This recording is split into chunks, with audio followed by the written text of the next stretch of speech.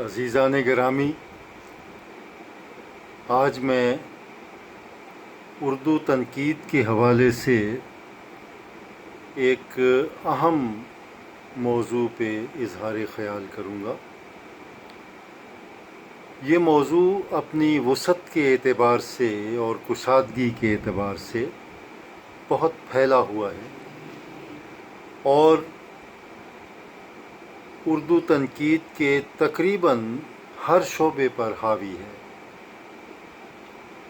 میری مراد نفسیات سے ہے، جس نے ہماری تنقید پر اثر انداز ہو کر اسے نفسیاتی تنقید کا روپ دیا۔ اگر دیکھا جائے تو ہماری تنقید میں کوئی بھی نقاد ہو، چاہے وہ مارکسی نقاد ہو، ترقی پسند ہو، عمرانیات کے حوالے سے بات کر رہا ہو یا تاثراتی تنقید کا حوالہ ہو، جمالیاتی تنقید ہو، رومانی تنقید ہو، وہ نفسیات کا سہارا لیے بغیر کسی بھی ادب پارے یا تخلیق کار کا صحیح تجزیہ نہیں کر سکتا۔ اس کی وجہ یہ ہے کہ اسے بیک وقت تخلیق کار کی دو سطحوں کا مطالعہ کرنا ہوتا ہے اور اسی طرح اس کی تخلیق کو بھی دو حوالوں سے دیکھنا ہوتا ہے۔ ایک بیرونی حوالہ ہوتا ہے اور دوسرا اندرونی حوالہ ہوتا ہے۔ یہ جو اندرونی حوالہ ہے یہ تخلیق کار کے لاشعور سے تعلق رکھتا ہے کہ تخلیق کے وقت وہ کس گمان میں تھا یا کیا سوچ اسے گھیرے ہوئے تھی اور کن حالات میں وہ اس تخلیق سے نبرد آزما تھا، اسے وجود میں لانے کی کوشش کر رہا تھا۔ تو اس حوالے سے نفسیات ہماری تنقید میں ایک اہم کردار ادا کرتی ہے۔ دیکھا جائے تو معاشرے اور اس کی تشکیل کرنے والے جو عناصر ہیں ان کا جب تک تفصیلی تجزیہ نہیں کیا جائے گا اور ان کے دروں میں جھانک کر احساسات اور کیفیتوں کو برآمد نہیں کیا جائے گا، اس وقت تک نہ تخلیق کار کے ذہن کا پتہ چل سکتا ہے اور نہ اس کی تخلیق کے مافی کا اندازہ ہو سکتا ہے۔ چنانچہ یہ نفسیاتی تنقید جو ہے یہ تخلیقی شعور کی نشو و نما اور تخلیقات کا مطالعہ کرتی ہے اور وہ مسائل اور مباحث جنہیں بعض اوقات تنقید کی عمرانی جہت بھی حل کرنے میں ناکام رہتی ہے، اسے نفسیاتی پہلو سے اگر دیکھا جائے تو بہت سی باتیں سمجھ میں آ جاتی ہیں۔ نفسیاتی تنقید تخلیق کو تخلیق کار کی شخصیت کی روشنی میں سمجھنے کی کوشش کرتی ہے۔ اس سلسلے میں ایک اہم نفسیاتی نقاد میرا جی،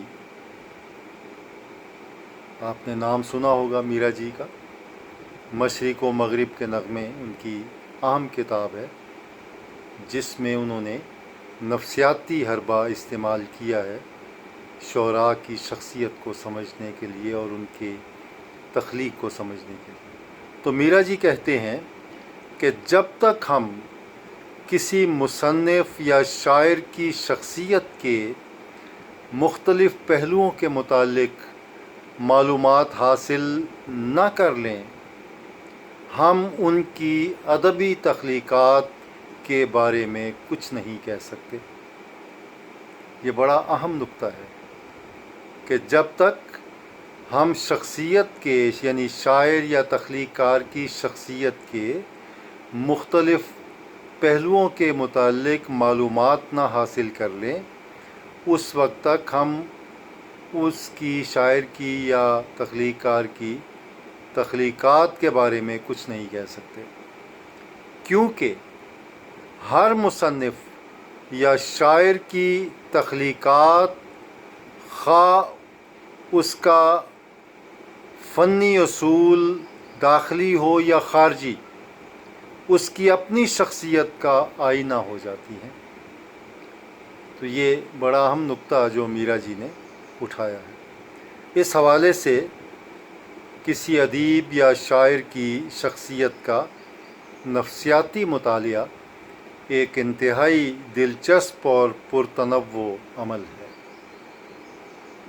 اس کے ساتھ ہی اس کے تخلیقی عمل کا مطالعہ بھی جڑا ہوا ہے، جو شخصیت سے منقطع کوئی خودکار عمل نہیں ہے، شخصیت سے الگ ہو کے کوئی خود بخود کام کرنے والا عمل نہیں، بلکہ جڑا ہوا ہے اس کی شخصیت کے ساتھ۔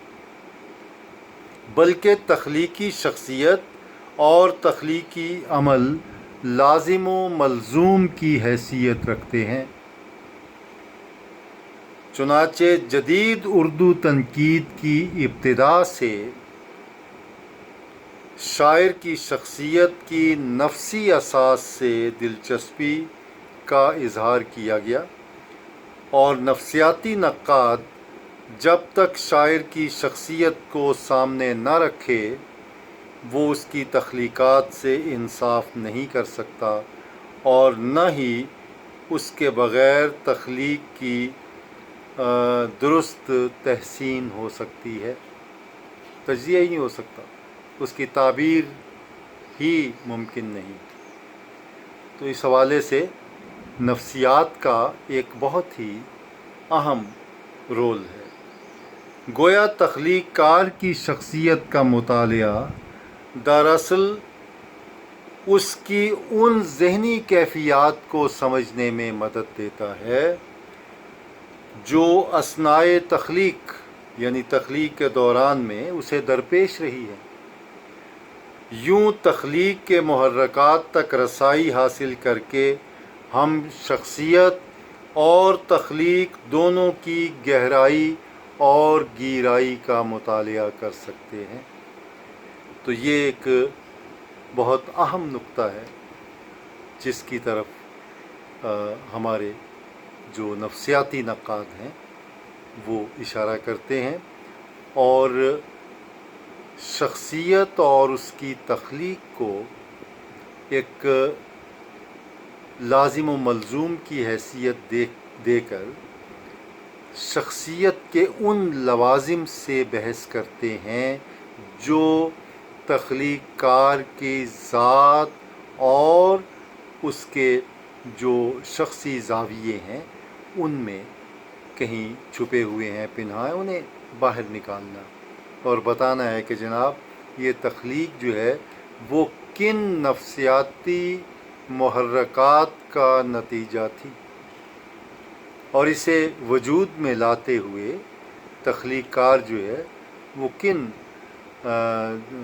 مراحل میں سے گزرا۔ ایک اہم یہاں پہ بات میں بیان کر دوں کہ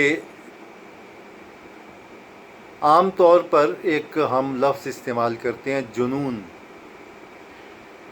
ہمارے نقادوں نے، خاص طور پہ نفسیاتی نقادوں نے، جنون کو لازمہ فن قرار دیا ہے، یعنی کوئی بھی تخلیق جنون کے بغیر معرض وجود میں نہیں آ سکتی، اور وہ جنون جو ہے وہ مختلف نوعیت کا ہوتا ہے۔ بہرحال ایک تخلیق کار کو عام طور پر ہم ایک غیر معمولی شخصیت کے طور پر پیش کرتے ہیں، اب جو غیر معمولی شخصیت ہے، اس کا مطلب یہ ہے کہ وہ شخصیت کے جو نارمل لازمے ہیں یا عوامل ہیں ان سے ہٹی ہوئی شخصیت ہے.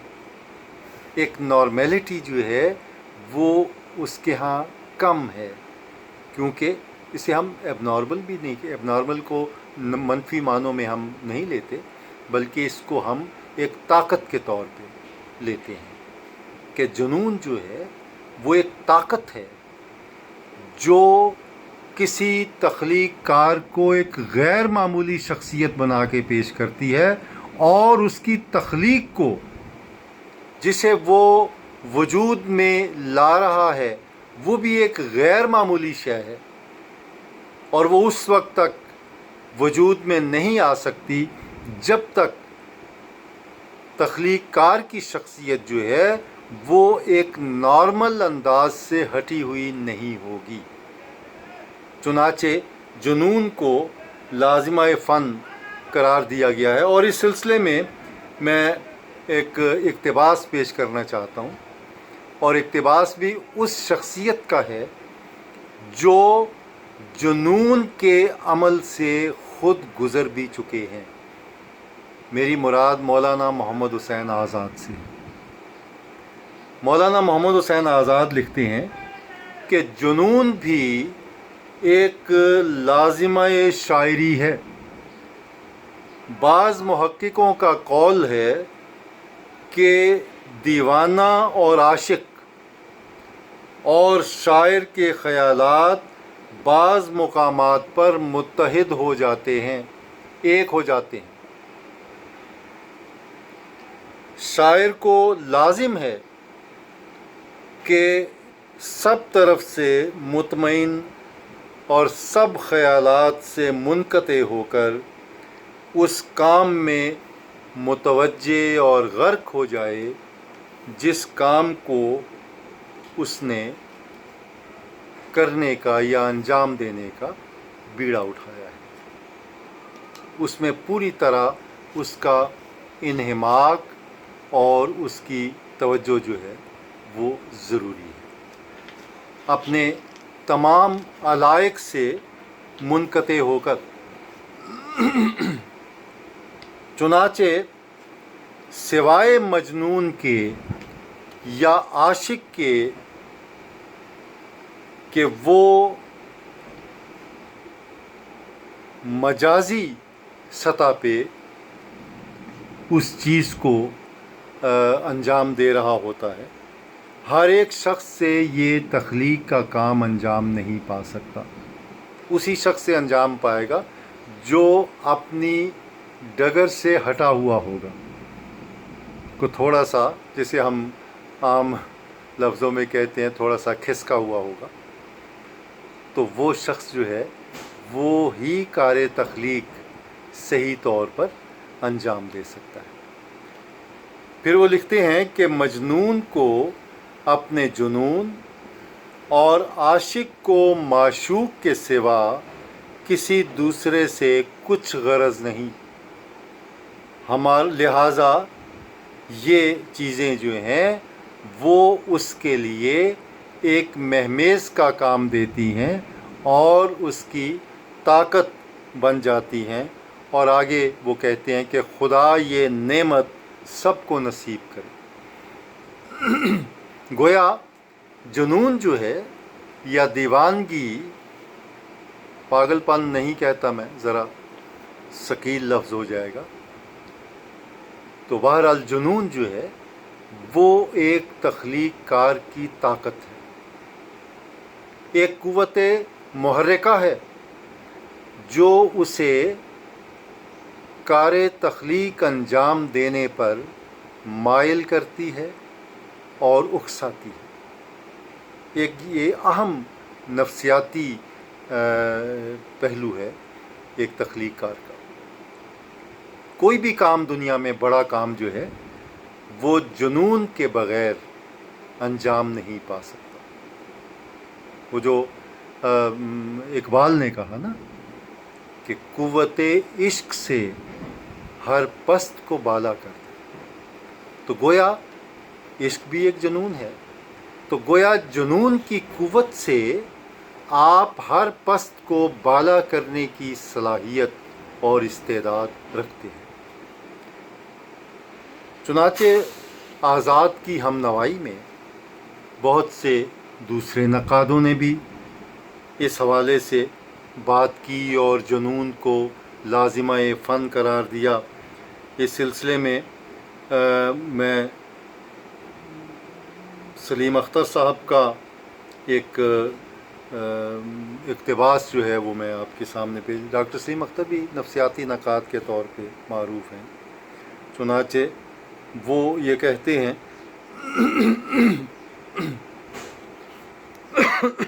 معاف کیجیے گا، وہ کہتے ہیں کہ اصلاح پذیر جنون ہمیشہ ایک عظیم ذہن کی داخلی خصوصیات کا حامل رہا ہے۔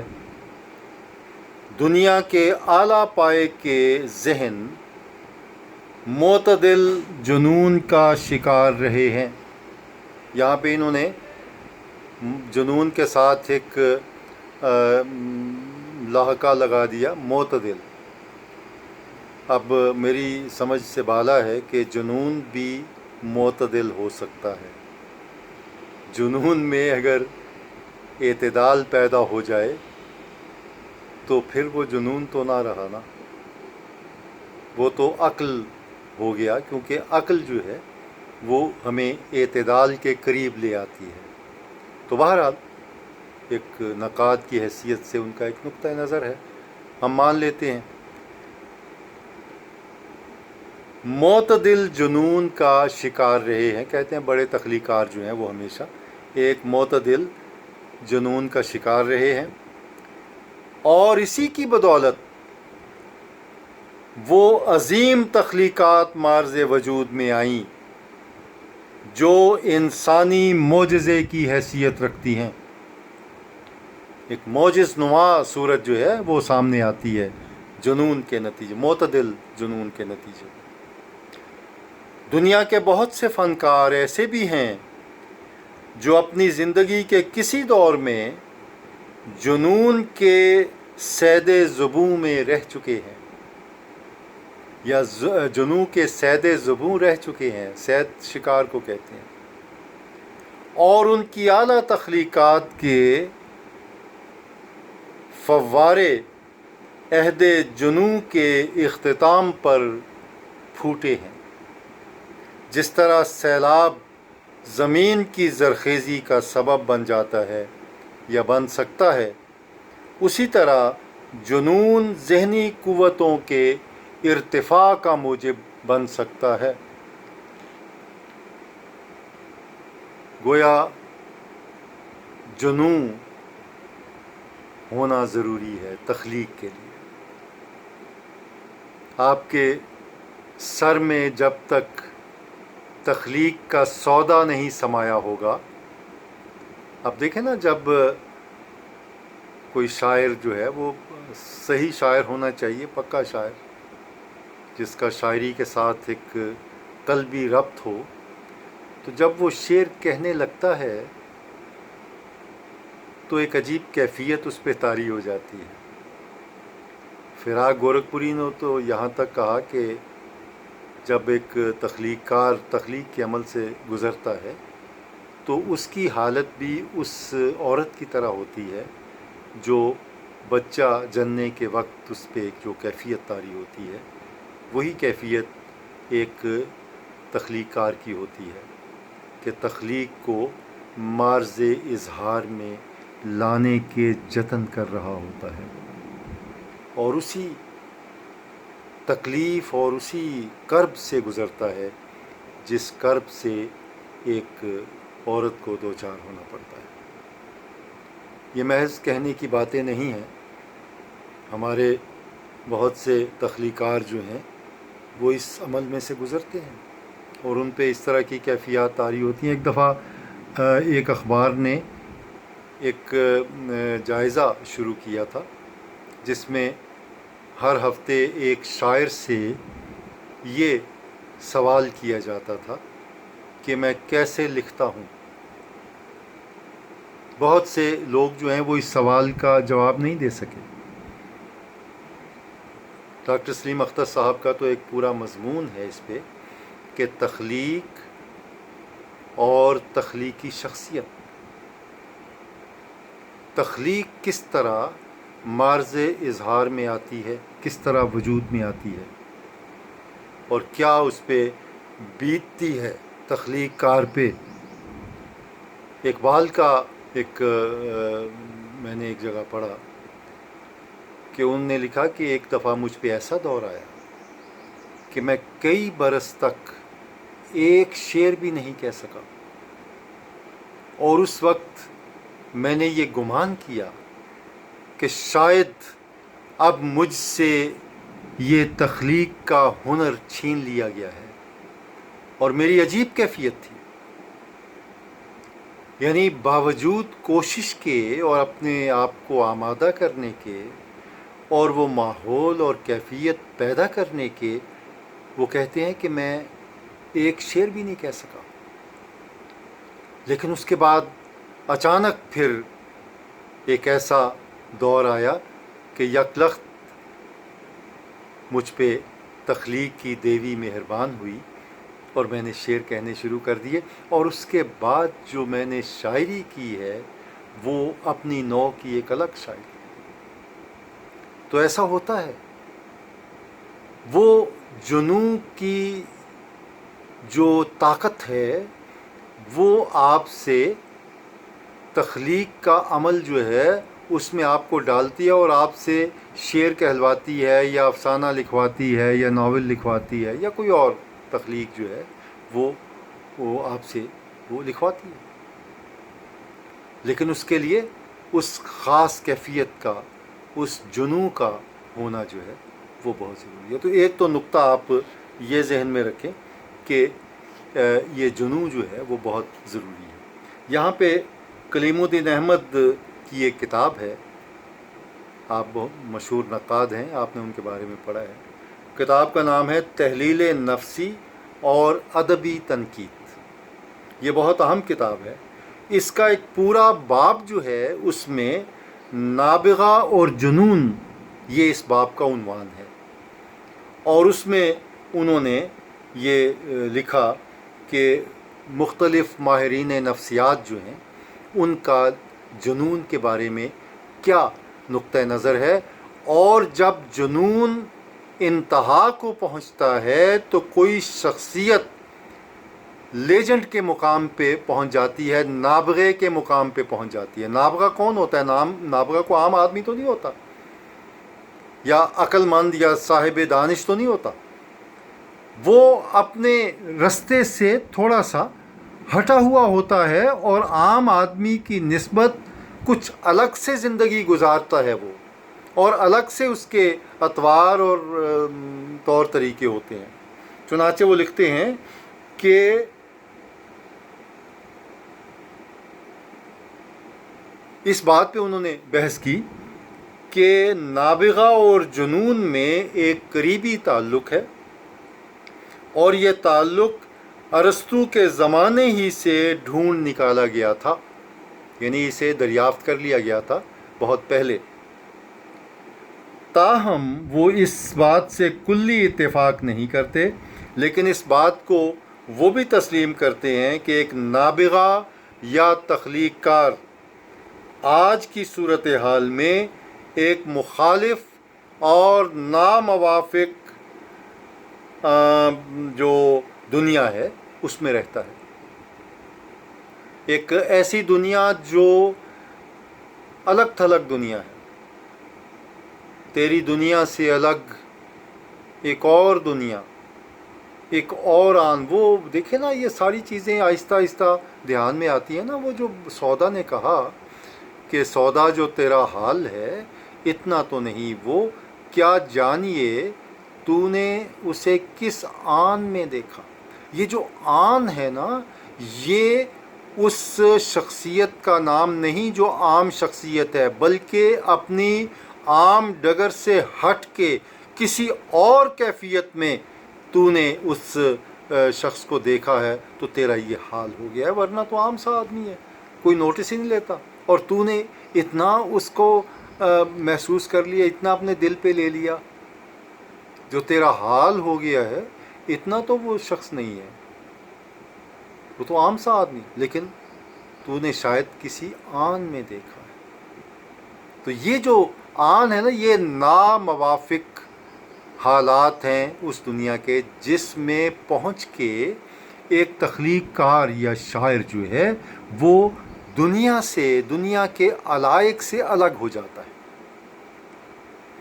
یہ بڑا غور طلب بات ہے، اس پہ آپ جتنا بھی غور کریں گے نئے نئے جو نکات ہیں وہ آپ پہ واضح ہوتے جائیں گے، اور آپ ایک حیرت کے عالم میں ڈوب جائیں گے کہ یہ آخر سلسلہ کیا ہے تخلیق کا، یہ کوئی عام سلسلہ تو نہیں ہے۔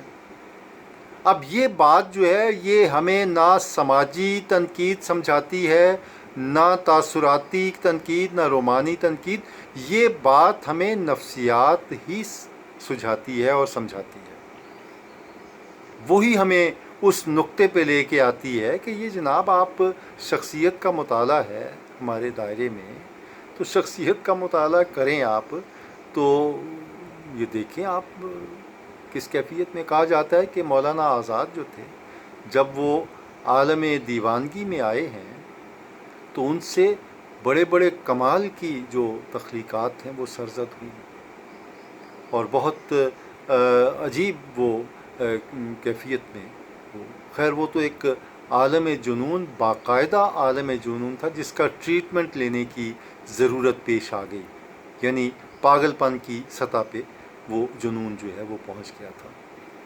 تو یہ بھی ایک تخلیق کار کا المیہ ہے کہ وہ اتنا ایکسیڈ کر جاتا ہے، یا تخلیق جو ہے وہ اسے اس سطح پہ لے آتی ہے جہاں وہ، معاف کیجیے میں یہ لفظ استعمال کر رہا ہوں، آپے سے باہر ہو جاتا ہے، اپنے آپ سے باہر ہو جاتا ہے، اپنا وجود، اپنا ذہن، اپنا دل اور اپنا پورا جو نظام اس کا نظام بدن ہے، جسم کا نظام ہے، وہ اس کے کنٹرول میں نہیں رہتا۔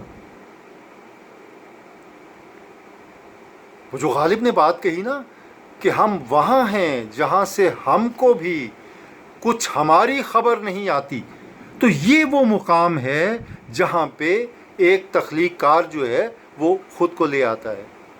تخلیق بجائے خود ایک ایسا عمل ہے جو تخلیق کار کو کہیں کا نہیں رہنے دیتی۔ اس کا یہ مطلب نہیں ہے کہ وہ کسی کام کا نہیں رہتا، بلکہ پھر اس سے وہ تخلیقات اس سے وجود میں آتی ہیں کہ انسانی عقل حیران رہ جاتی ہے۔ بعض اوقات ہم کوئی شعر پڑھتے ہیں تو ہم کہتے ہیں کاش یہ شعر میں نے کہا ہوتا، کاش یہ میرے دھیان میں بات آئی ہوتی۔ تو شاعر کے دھیان میں یہ بات کیسے آتی ہے؟ وہ کون سے عوامل ہیں جو اسے اس سطح پہ لا کے ایک خاص خیال کے ساتھ اور ایک خاص تصور کے ساتھ وابستہ کر دیتے ہیں، اور پھر وہ یہ کہنے پہ مجبور ہو جاتا ہے کہ میں تو اس مقام پہ پہنچ گیا ہوں جہاں میں خود اپنے بارے میں میں بے خبر ہو گیا ہوں، میں خود اپنے بارے میں نہیں جانتا۔ اب یہ جو بلے شاہ کا ہے میرا خیال، کی جانا میں کون، اب یہ کیا ہے؟ ایک اور بھی کسی شاعر کا ہے کہ ہم نفساں میں کون ہوں کیا ہوں، سجاد باقر رضوی صاحب کا شعر ہے کہ مجھے کچھ خبر نہیں کہ میں کون ہوں، کیا ہوں، کس مقام پہ ہوں۔ اس لیے ساری زندگی تخلیق کار کو یہ علم نہیں ہوتا کہ وہ اپنی تخلیق کے کس مقام پہ کھڑا ہے اور اس کا کیا مرتبہ ہے اور کیا اس کا معیار ہے، کیا مقام ہے اس کا۔ تو عزیزان گرامی یہ بہت اہم موضوع ہے، اس پہ ہماری گفتگو آئندہ بھی اگلے لیکچر میں بھی میں اسی حوالے سے ذکر کروں گا، اور اہم نفسیاتی نقادوں کے حوالے سے انشاءاللہ ہم بات کریں گے۔ اپنا خیال رکھیے گا، اللہ آپ کا حامی و ناصر ہو۔ اللہ حافظ۔